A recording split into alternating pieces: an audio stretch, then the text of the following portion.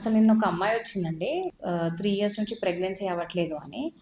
మీ husband ఎక్కడ అంటే కన్సల్టేషన్‌కి ఎందుకు రాలేదు అని. అసలు తనకి నాకేం ప్రాబ్లమ్ లేదు. ప్రాబ్లమ్ అంతా నీకే. సో, నువ్వెళ్లి చూయించుకో అని హస్బెండ్ అలా అన్నారంట. So, this is a very concerning thing అండి. అట్ ఈ డే అండ్ ఏజ్‌లో గూడా you are sending your wife alone to the clinic, telling her that it is only her problem అనేది it is very bad. Imagine అంటే just because తన గర్భసంచి ఉన్నంత మాత్రాన డెలివరీ తనే అవుతుంది అన్నంత మాత్రాన అసలు తనే రెస్పాన్సిబుల్ అని మైండ్ సెట్ అనేది తీసేయాలండి. ఎందుకంటే ఎంబ్రియో అనేది ఫర్టిలైజ్ అవ్వడానికి ఫస్ట్ స్పర్మ్ ఎగ్ కలిస్తేనే కదా ఎగ్ అని ఫర్టిలైజ్ అయ్యి ఎంబ్రియో అనేది ఏర్పడుతుంది.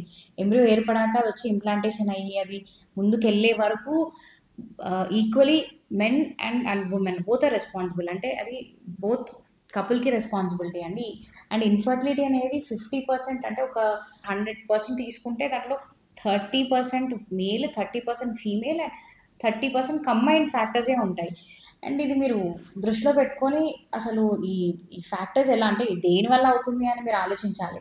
ఊరికే వైఫే రెస్పాన్సిబుల్ నాకు సంబంధం లేదు అనే ఆలోచన అనేది తీసేయాలి. ఒక 30-40 ఇయర్స్ బిఫోర్ అంటే అసలు డయాగ్నోస్టిక్ టెస్టే లేవు. వాళ్ళకి అవగాహన లేదు. వుమెన్‌ని ఇన్‌ఫర్టైల్ ఉంటే చిన్న చూపు చూసేవాళ్ళు. అసలు మెన్‌కి రెస్పాన్సిబిలిటీ లేనట్టు చేసేవారు. కానీ ఇప్పుడు after so much of evolution and everything is there, ఇప్పుడు కూడా ఇలా ఉన్నారు అంటే it is really concerning.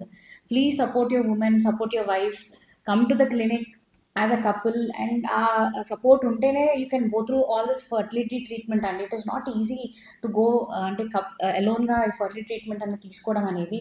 Kindly support your women, support your wife. It is both ways. ఇద్దరు కలిసి అది వస్తేనే అది ప్రాపర్‌గా ట్రీట్మెంట్ అనేది జరుగుతుంది. Thank you.